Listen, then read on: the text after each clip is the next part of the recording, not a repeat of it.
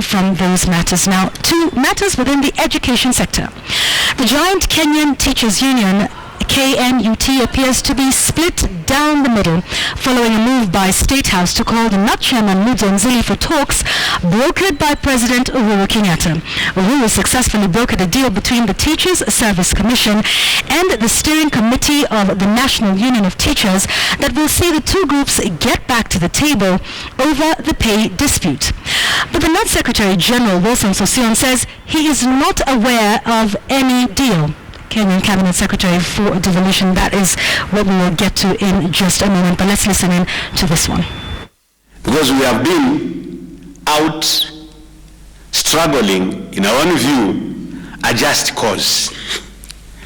But if the President himself decides to think of the teachers who have been suffering, it is a statement that appeared to present the unanimous stand of the giant Teachers Union KNUT that teachers and the government, led by none other than the head of state himself, had finally buried the hatchet. It's time to reconcile and to return harmony in the education sector. That is why today I called a meeting between the steering committee of the Kenya National Union of Teachers and the commissioners of the Teacher Service Commission.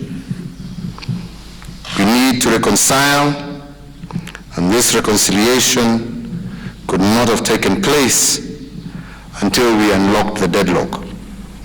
But conspicuously missing from the assembly was KNUT firebrand Wison Sossion, who now says he was never invited for the meeting, despite being KNUT's spokesperson. Sossion says he's not only unaware of any deal struck between the government and the KNUT officials, but is also in darkness regarding any such meeting held at State House. At this particular gesture, we can say you are the one who has come in front to facilitate the payment of those loans.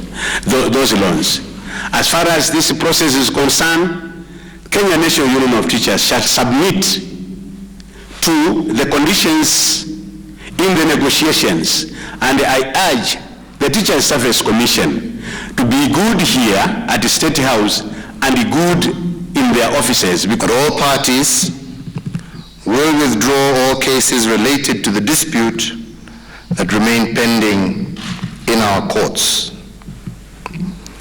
That further to today's agreement, all matters pertaining to the dispute will be concluded through negotiation. But this latest division comes hot on the heels of the bare-knuckle declaration by none other than Sossion himself. Come 2017.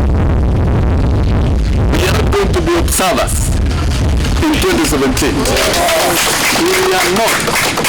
And we are sounding this in advance. And we are telling every Kenyan, when Jiku will suffer, the labor movement to take a firm and collective national political position to bring real change. A statement which Sossion said was the unanimous stand of all the KNUT officials, but a few days later, the narrative, it appears, is different. I want to affirm the loyalty of the teachers of Kenya.